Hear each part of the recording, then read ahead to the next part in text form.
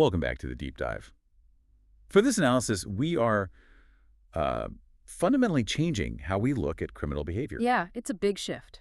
We're taking a massive swing away from, theories of individual pathology, psychological makeup, or even simple neighborhood effects. Right. And instead, viewing the entire subject through the lens of structural conflict. That's exactly right. Our sources today, they really plunge us into critical criminology, which is a highly impactful perspective. It doesn't ask, why did this person commit a crime? No. But rather, why was this act defined as a crime in the first place? And crucially, who benefits from that definition? Mm-hmm. It fundamentally questions the fairness, the impartiality of the whole justice system by viewing crime as a direct product of deep systemic structural inequalities. So our mission today is really to unpack this often challenging structural framework for you, the listener. Right. The core definition seems clear, but it's definitely uncompromising. It is. Critical criminology posits that crime is fundamentally a function of social conflict and, economic rivalry. It's that rivalry, the one that exists perpetually between the haves and the have-nots. That's the core conflict. Okay. Contemporary critical criminologists, they really insist that we cannot understand criminal behavior unless it's explained strictly within its current economic and social contexts. So forget the individual for a moment. Pretty much. The problem isn't the individual. The problem is the system that produces the individual, and importantly, the law that targets them. It sounds incredibly loaded, I have to say. But the weight of this perspective, it seems we have to dig into the history a bit. Absolutely. You really can't grasp the modern critique without appreciating the historical foundation. Where did these ideas even come from? Right. And for that, we have to trace the roots way back to the 19th century and the monumental figure of Karl Marx. He lived from 1818 to 1883. Marx, okay, so he's the bedrock here. He's the bedrock of this critical analysis, not because he was a criminologist himself. He wasn't writing about crime specifically, not in the way we think of it now. Interesting. But because he dedicated his entire intellectual life to identifying the economic structures that he believed control all human relations, he viewed everything through this sort of cold lens of economic necessity and ownership. And his observations, they were powerfully laid out in works like the Communist Manifesto back in 1848. Yeah, a foundational text. He was documenting a time of really brutal industrialization, wasn't he? Yeah. Detailing these oppressive labor conditions, the dehumanization of workers, basically people being reduced to cogs in a factory machine. Exactly. For Marx, human relations were completely dictated by these, cold economic structures. How society produced things was everything. Okay, so how did he break that down? He was focused on what he called the means of production, and he conceptually broke it down into two crucial components. First, you had the productive forces. Productive forces. These are the tangible elements, the technology, the energy sources, the raw material resources, essentially the physical stuff, the capacity that allows society to produce goods and services. Got it. Machines, factories, coal, that kind of thing. Precisely. Then you have the second component, the productive relations. And this is where the political and social conflict really takes root, according to Marx. Okay, so what are productive relations? These are defined as the relationships that exist among the people producing those goods and services. So think about the dynamic between the workers, the managers, and importantly, the owners. Who owns what? Who works for whom? The human element within the economic structure. Exactly. And Marx's key hypothesis, which really forms the theoretical basis of critical criminology down the line, was that the unequal distribution of power and wealth, which is built into those relationships. Yes, inherently codified within those productive relations, that's what ultimately produces crime. So crime isn't random. It's baked in. In this view, yes. Crime is seen as a logical, almost expected outcome resulting directly from social conflict within that skewed economic system. It's not presented as a moral failure of an individual, but more like a systemic inevitability. Wow. Okay, and this structure, this system, it led to his famous classification of the fundamental divisions in industrial culture, didn't it? It did. He saw society stratified very clearly based on these economic roles. At the top, you have the capitalist bourgeoisie. The owners. The elite, yes. The owners of production, the ones who control the means of generating wealth, they own the factories, the land, the capital. Below them. Then you have the vast class of the proletariat. These are the people who perform the actual work, the laborers, the factory workers, the miners, the ones who sell their time and skill to the bourgeoisie for a wage. So they're productive, they're necessary, but they don't own the means of production. Correct. They lack ownership. Yeah. And then there's a third group, one that's often misunderstood but really crucial for criminology, the lumpen proletariat. Lumpen proletariat. Okay, I've heard the term, but what exactly did Marx mean by it? This is a really important distinction. These are defined as the fringe members at the absolute bottom of society. Think the chronically unemployed vagrants, the truly impoverished, people who, in Marx's view, produce nothing economically valuable within the capitalist system. They're outside the main worker-owner dynamic. Exactly. They subsist off the work of others, maybe through charity, maybe through petty crime, maybe state support. Marx actually saw them as socially, well, almost worthless and potentially dangerous. And most relevant for us. Most relevant to criminology, yes. They were seen as particularly vulnerable to being criminalized by the system. How so? Well, Marx's early vision was sort of that the system's law enforcement policies, the state mechanisms, the police, the courts, would act almost like a labeling process. Like tagging certain groups. Precisely. Specifically targeting the lumpen proletariat, linking criminality directly to their lack of a useful economic function within the capitalist system. Yeah. They were seen as a disposable population, easily defined as deviant to justify state control over them. Okay, so that's the structural link he saw. Economic position, particularly being at the very bottom, makes you a target for criminalization. That's the foundational idea. That link between criminality and economic inequities provided the theoretical basis, but interestingly, it took about a century for these ideas to really properly burst into the mainstream field of criminology. A whole century. Why the delay? Well, the transition point is fascinating. Marx provided this 19th century template, right? But critical ideas surged into prominence much later during the 1960s. Okay, that makes sense. A period marked globally by civil rights struggles, anti-war movements. Exactly. A massive generalized distrust of established government and institutional authority was brewing everywhere. People were questioning the status quo.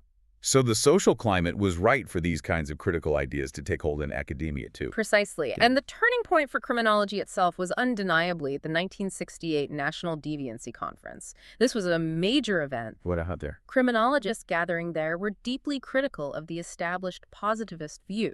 Which was the dominant view before? Yeah, absolutely. Positivism had dominated the field, focusing almost entirely on quantifying individual traits, psychology, biology, maybe social learning to explain crime, trying to find the criminal type. But the people at this conference felt that was inadequate. Totally inadequate. Especially given the social turbulence they were witnessing, they felt focusing only on the individual missed the bigger picture, the societal forces at play. So what did they focus on instead? Instead of looking at the supposed criminal, the focus shifted sharply to social control. Social control, meaning the police, courts, prisons. Yes, exactly. The researchers at that conference called urgent attention to the way these social control mechanisms might actually cause deviance, or at least solidify a criminal identity, rather than just responding neutrally to antisocial behavior. Wait, cause deviance? How? Well, the idea was that the very act of labeling someone, arresting them, processing them through the system, that the net of the law, in a way, creates a criminal class, rather than just catching existing criminals. It sets them on a path. I see. The label sticks and the opportunities shrink. Exactly. It was a radical shift in perspective. And this critical perspective gained formal ground shortly thereafter. In 1973, a very influential book called The New Criminology was published. Okay. And this really galvanized the movement. Following this, criminologists increasingly began to view the justice system not as some blind arbiter of justice. Like the idealized scales of justice image. Right. Forget that. They started seeing it as a core mechanism explicitly designed to control the lower classes and actively maintain the status quo established by the elite. Wow. That's a heavy charge against the entire system. It is, and you see this articulated really clearly in landmark works from around that time. Law, Order, and Power by Chambliss and Seidman, for instance. What do they argue? They detailed precisely how the elite control the political and economic systems, and crucially, how that control directly affects the way criminal justice is administered. They suggested a systemic, top-down bias baked right into the enforcement process. So who gets arrested, who gets charged, who gets lenient sentences? It's all influenced by power. That was the argument. And then there's Quinney's really powerful work, Social Reality of Crime. Quinney. Okay. Quinney argued explicitly that law itself primarily represents the interests of those who hold power in society, which circles us back to that absolutely crucial concept for all critical theory: power. Power. It keeps coming up. We need to define that more clearly in this context. Let's elaborate on that definition because it really is foundational. In this critical context, power is far more than just having political authority, like being the mayor or something. It's broader than that. Much broader. It's defined as the ability of groups, usually small, elite groups, to determine and control the behavior of others. But maybe even more critically, it includes the power to shape public opinion to meet their own personal or economic needs. Shape public opinion. Yeah. How does that relate to crime? Think about it. If those with economic power also control or heavily influence the media or political discourse, They can define what people think of as crime. exactly, they can fund media narratives that constantly focus public attention on, say, street crime, drug use, things typically associated with the poor or marginalized groups, While ignoring. while successfully diverting attention from potentially much more harmful corporate malfeasance, environmental pollution caused by industry, wage theft, things that might be considered crimes of the powerful. They shape the public's view of what real crime is. So it becomes a self-fulfilling prophecy almost. Define crime as a lower-class problem, police the lower classes more heavily, and look, crime statistics confirm it's a lower-class problem. That's a core part of the critique. And when power is distributed so unequally, which, remember, critical theorists argue is the fundamental design of a conflict-driven economic system like capitalism, then conflict is inevitable. Okay. If the powerful can define what constitutes crime and simultaneously shape the narrative justifying the targeting of the poor and marginalized, then the system, by definition, is seen as fundamentally unfair and biased. So this leads us then to the modern critical definition of crime itself. Right. Crime gets redefined. It's seen primarily as a political concept. Political how? Political in the sense that its definition and enforcement exist to protect the power and position of the upper classes, often at the direct expense of the poor. It's less about enforcing some universal moral code. And more about whose economic interests the law ultimately serves. Precisely. And the driving engine of this entire system, according to contemporary critical theory, is the continuous, relentless effort by the owners of capital to increase surplus value. Surplus value. Okay, another key term from Marx. Yes, and it's seen as the key crime-producing element of modern corporate capitalism. We really need to nail down what surplus value is and why it matters so much to this perspective on crime. Okay, break it down for us. What is surplus value? Marx defined it basically as the difference between the total value of the goods or services that workers produce. Right, the market value of what they make. And what they're actually paid in wages. That gap, the difference, is the surplus value. The wider that gap, the higher the surplus value, and therefore the higher the profit for the owner of the means of production. So profit essentially comes from paying workers less than the value they create. That's the core Marxist analysis, yes. And our sources today are explicit. The perpetual push by capitalism to increase surplus value to maximize profit means that economic growth doesn't benefit all elements of the population equally. It benefits the owners disproportionately. Yes. And in fact, increasing surplus value often relies on displacing significant portions of the workforce. Think about automation replacing workers, or companies driving efficiency, which means fewer jobs, or outsourcing. Ah, okay. Yeah. See where the crime link is coming back in now. Exactly. As surplus value increases, as corporations push relentlessly for optimization, automation, outsourcing to cut labor costs, more and more people get displaced from productive, necessary relationships within the economy. They become redundant to the system. They are no longer needed to produce goods or services that generate profit. And this displacement directly leads to the critical concept of marginalization. Marginalization. Yeah. Being pushed to the edges. Right. As people are pushed outside the economic mainstream, their legitimate avenues for earning a living, for sustenance, are cut off. So they have fewer options? Fewer legal options, yes. They might be forced to live in areas with fewer resources, more deprivation, areas often seen as conducive to crime. And this whole process produces a severely weakened bond to mainstream society. Deviance becomes, for some, a more likely path, maybe even necessary for survival. And is there research backing this up, this link between marginalization and crime? Yes, contemporary research focusing on this theory often compares the crime rates of members of these powerless marginalized groups with those of the corporate or elite classes. What does it find? The findings often note that severe economic marginalization can, quite literally, turn people toward violent crime or property crimes simply for survival. You sometimes hear the term crimes of necessity. When there's no livable wage or legitimate work available, what choices are left? That's a bleak picture. It is. And this structural critique, it extends beyond just the direct economy. Critical thinkers also analyze social institutions themselves, schools, healthcare, housing systems, arguing that they often operate as instruments of class and, importantly, racial oppression. How so? Give us an example. Well, consider the example mentioned in the sources. Institutions like high schools located in economically deprived areas. They are sometimes defined critically as dropout factories. Dropout factories, meaning they're designed to fail students. Not necessarily designed with intent, perhaps, but the outcome is systemic failure. They systematically fail to provide adequate resources, qualified teachers, or real opportunities to minority or low-income students. So they end up perpetuating the cycle. Exactly. They act as a mechanism that perpetuates the cycle of marginalization and structural failure rather than correcting it or providing a path out. And this whole phenomenon, these dynamics, they get magnified on a global scale. Exponentially, yes. When we look at globalization, which we can define as the creation of transnational markets, politics, legal systems, critical theory analyzes this whole process of surplus value extraction, but now on a global scale. Okay, how does that play out? Well, here is where the critique becomes particularly controversial for some. Critical theory often views globalization as benefiting, say, third world nations, but primarily by creating vast surplus value for the multinational owners who rely on cheap labor there.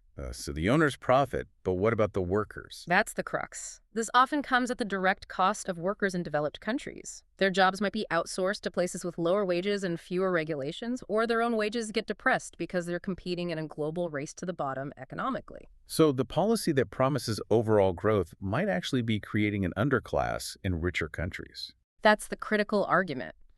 By displacing manufacturing jobs, for instance, it contributes to localized unemployment, poverty, and potentially increased crime rates through that same mechanism of marginalization we discussed. It's seen as a kind of closed-loop system of structural failure, benefiting capital globally while creating pockets of deprivation. It's a very different way of looking at global economics than we usually hear. Definitely. And critical criminology also dedicates significant attention to offenses committed by the powerful, by the state itself, and by corporate elites, things often ignored in mainstream criminological studies. What kind of offenses are we talking about? This is categorized broadly as state-organized crime. State-organized crime, like corruption. It can include corruption, yes, but it's broader. We're talking about offenses that can have vast societal impacts, but which rarely result in the kind of public condemnation or severe legal prosecution, often reserved for street crime. Such as? Things like illegal domestic surveillance by government agencies, systematic human rights violations,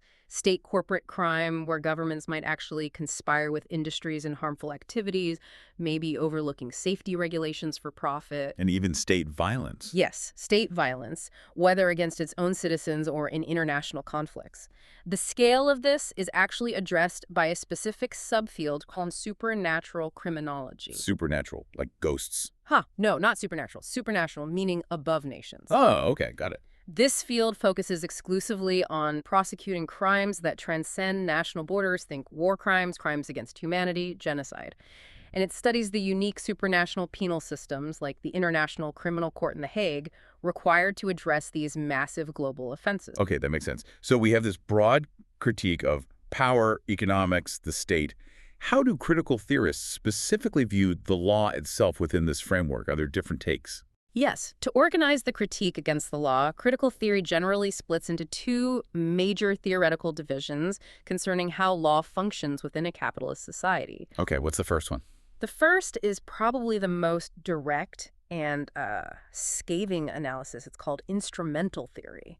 Instrumental, like a tool. Exactly. This view argues that the criminal law and the entire justice system are explicit instruments, like tools, used consciously and directly by the ruling class for controlling the poor and the have-nots. So the laws are written by the rich for the rich, basically. That's the essence of the instrumentalist view, yes. They see the system as consciously serving the economic elite's immediate agenda.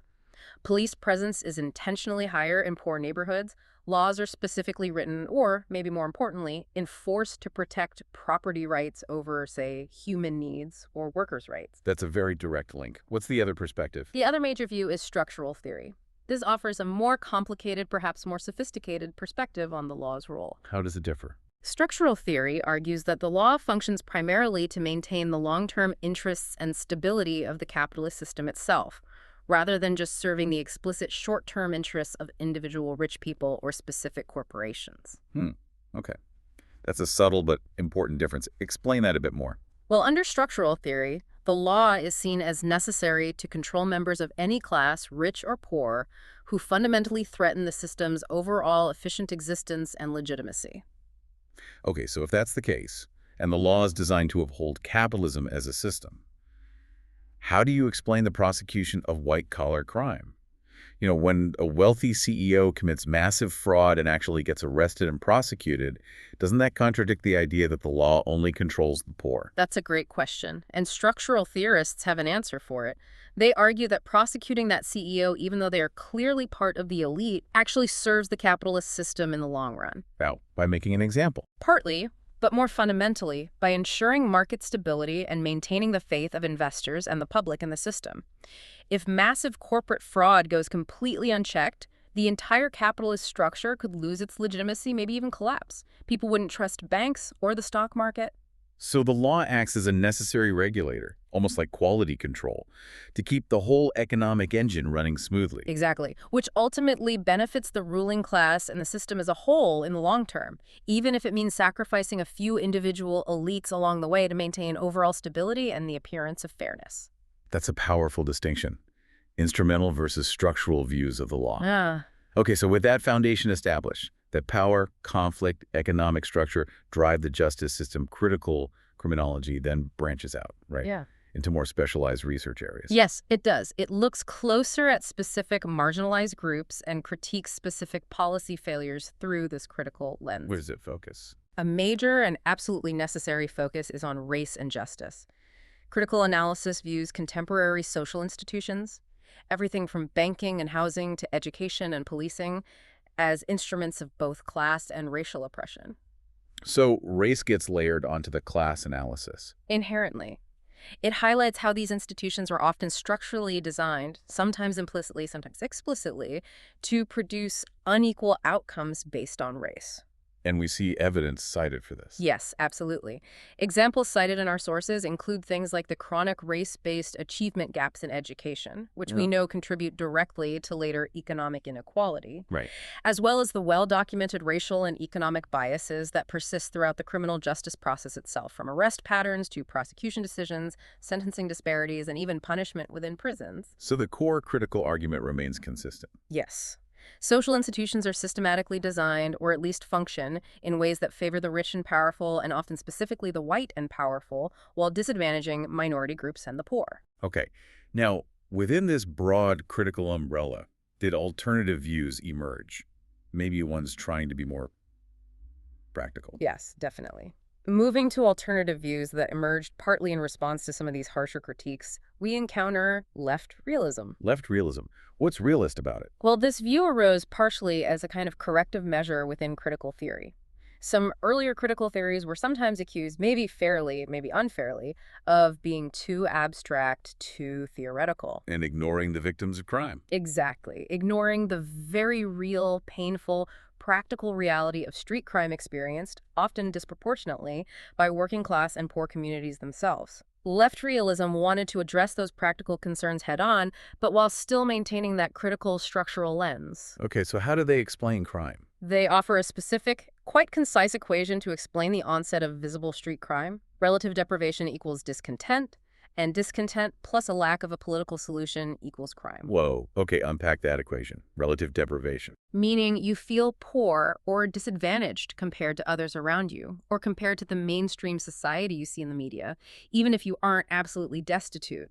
It's about the feeling of inequality. Okay, so that feeling creates discontent, dissatisfaction. Right. And then, crucially, when people experiencing that discontent lack legitimate political avenues or power to address the source of that inequality, to voice their grievances effectively. Crime becomes an outlet. Yeah. Or a means of survival. Exactly. In short, they view crime as a direct function of economic inequality, intense community deprivation, lack of resources, jobs, good schools, and a severe lack of supportive social institutions that could otherwise channel that frustration into constructive political action rather than crime. So what do left realists propose as solutions? Well, crucially, they are highly critical of mass incarceration as a solution. They see it as expensive, ineffective, and harmful. So what's the alternative? Their policy preference focuses on something called preemptive deterrence. Preemptive deterrence. Sounds proactive.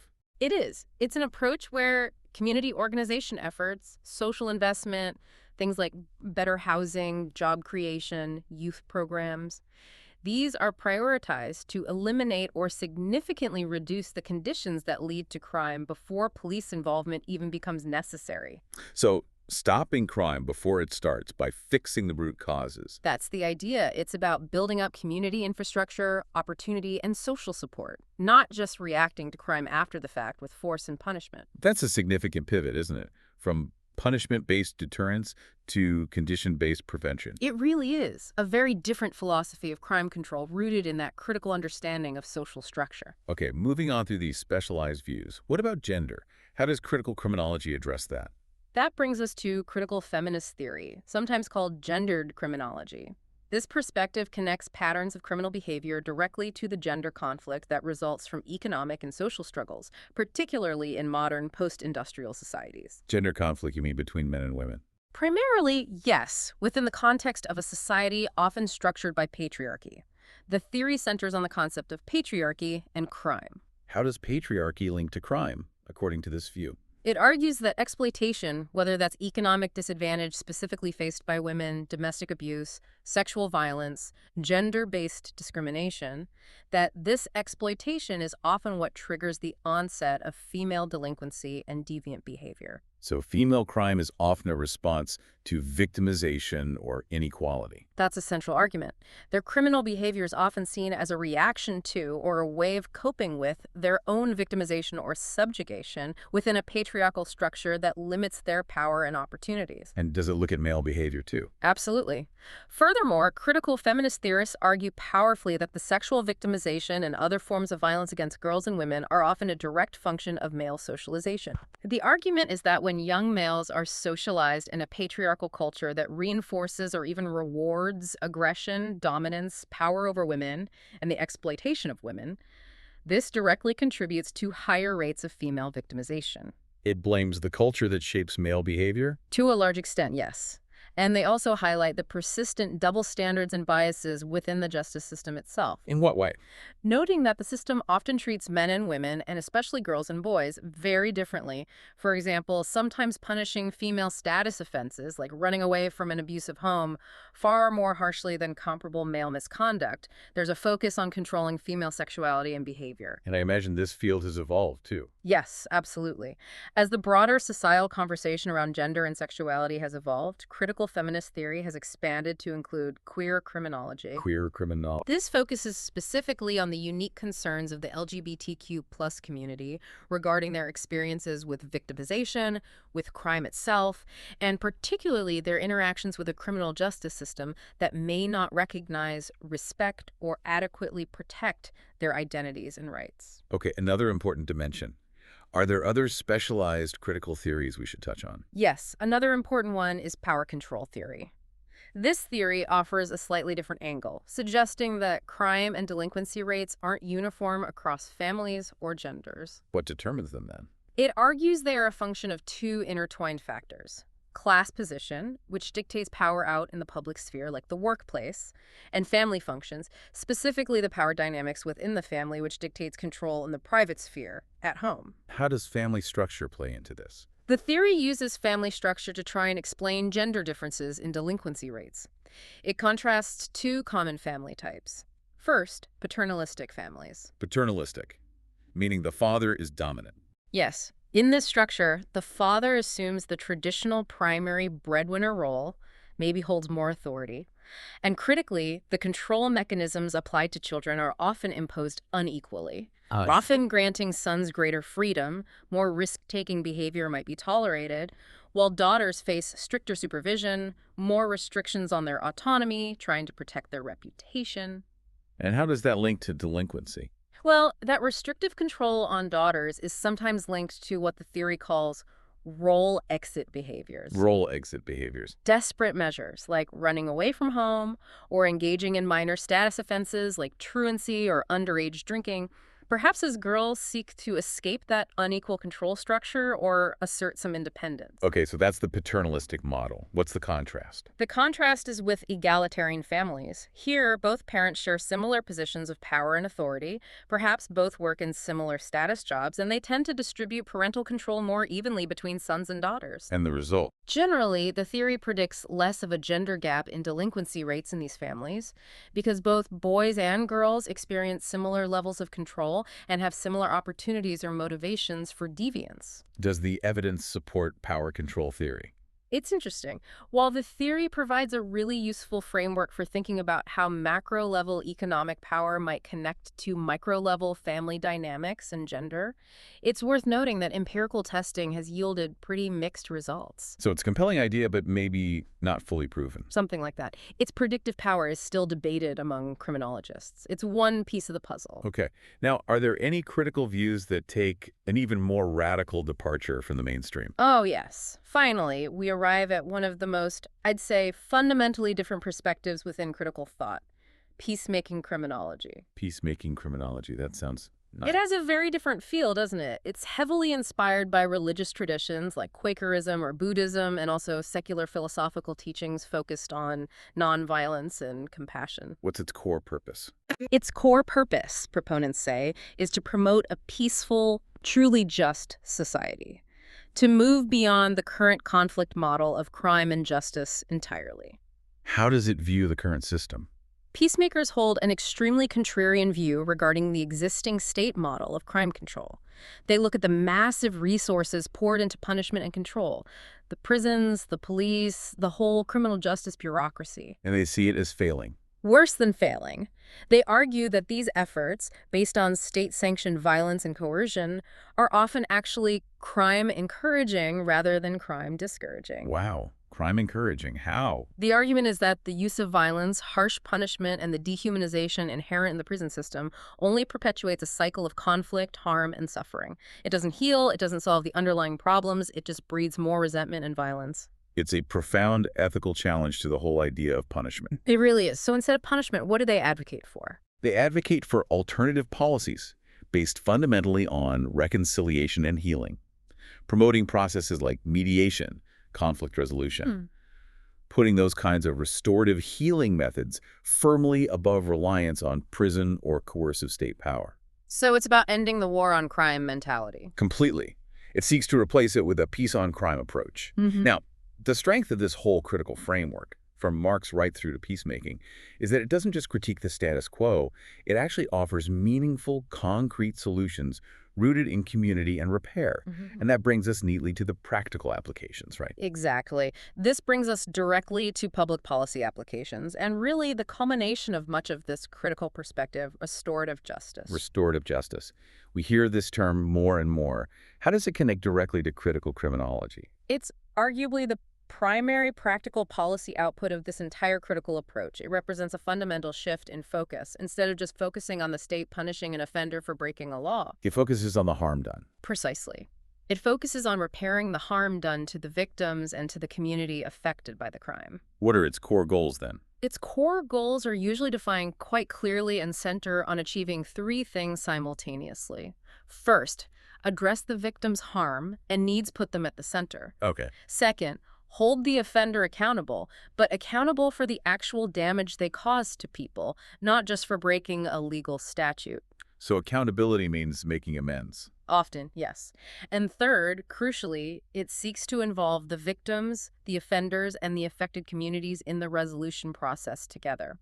And respect for all parties involved, including the offender as a person capable of change, is absolutely central. That sounds very different from a typical courtroom. What kind of tools or techniques does it use? Well, a key psychological tool utilized within restorative justice is the concept of reintegrative shaming.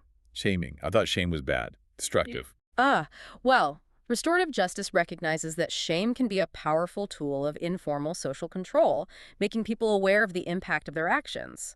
But the process hinges entirely on distinguishing between two very different forms of shaming. Okay, what are the two forms? The first form, which is unfortunately common in our current punitive system, is stigmatization.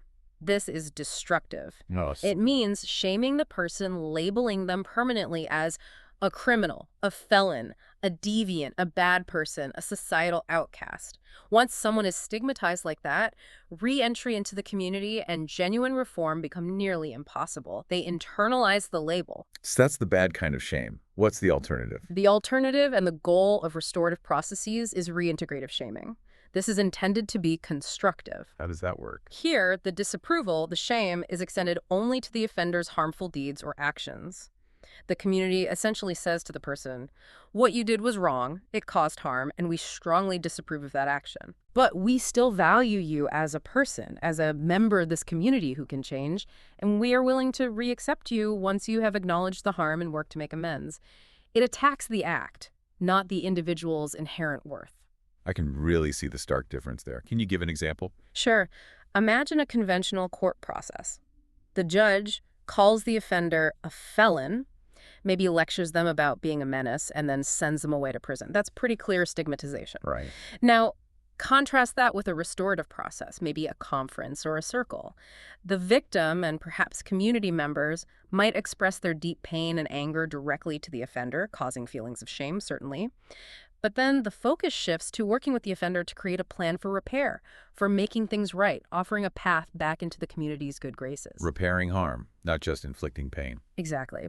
And the process of restoration itself fundamentally redefines what crime even is. How does it redefine crime? It's no longer viewed simply as a conflict between an individual offender and the impersonal state, the people versus John Doe. Instead, crime is redefined as a conflict among the offender, the specific victims, and the affected constituencies. Constituencies, like who? That could include families, both the victims and the offenders, schools, workplaces, neighbors, any community members who suffered secondary harm or whose trust was broken by the crime. So the resolution involves everyone affected. Ideally, yes. The resolution is intended to take place within the context where the conflict originally occurred, empowering the local community in a way to heal itself and reintegrate both victim and offender. Does this require buy-in from the traditional system? Absolutely. For restoration programs to work effectively, the sources really stress they have to be embraced and actively supported institutionally. By the community itself, yes, but also by schools, police departments, prosecutors, and courts. They can't just be isolated fringe experiments. They need systemic support. Are there specific mechanisms used to facilitate this community-based resolution? Yes, there are various models. One often cited example is sentencing circles, which sometimes draw on indigenous traditions. Sentencing circles. How do they work? Instead of a judge just unilaterally imposing a sentence from the bench, the circle brings together the offender, the victim, if they choose to participate, supportive family or community members for both, sometimes elders, maybe police officers, lawyers, and justice officials. And they all discuss it together. Yes. They sit in a circle and discuss the crime, its deep impact, the underlying causes perhaps, and collaboratively determine what needs to be done to repair the damage and prevent recurrence. It's a collective decision-making process centered on repair and healing. What's the ultimate goal? The ultimate core goal of this entire process really is reconciliation. Reconciliation between who? Ideally between the offender and the victim and between the offender and the community. A process where the offender truly understands the harm they caused, takes genuine responsibility for it, and works directly with the victim and community to forge a path forward based on making amends and restoring trust. This has been a true comprehensive deep dive, really. We've moved all the way from the 19th century economic philosophy as Karl Marx and his definition of the lumpenproletariat, Yeah, quite a journey. right through the social upheavals and critiques of the 1960s, looked at contemporary critical theories like left realism and critical feminist criminology, Power control theory, peacemaking. and culminating just now in these very modern policy applications like restorative justice. We've really tried to synthesize how critical criminology shifts the entire discussion, moving away from viewing crime as purely a problem of individual moral choice or personal psychology, Right. to seeing it instead as a reflection, maybe even an inevitable product, of systemic economic and political structures rooted fundamentally in unequal power distribution. It certainly provides a challenging, but I think you'd agree, a necessary alternative perspective to the traditional views of crime and justice. Absolutely. And what really stands out when looking at this entire body of work, from those earliest Marxist theories about economic determinism to the most nuanced modern structural critiques of the law, is this powerful recurring argument that the law itself, whether intentionally as the instrumentalists say, or more systematically as the structuralists argue, is fundamentally an instrument designed to protect and maintain the existing economic status quo. Yeah. Existing power structures. That is the consistent thread, isn't it? That the law isn't neutral. It serves a function tied to the existing social order. Which raises, I think, an essential final question for you, our listeners, to consider long after this deep dive is over. Okay. If we accept, even partially, the critical premise that the legal framework is inherently designed, or at least functions, to protect the very economic structure that inevitably generates marginalized and criminalized populations, then what fundamental and perhaps quite radical changes must society make to its economic foundation, not just tinkering with the legal system, before true, impartial justice and genuine equality can ever be fully achieved?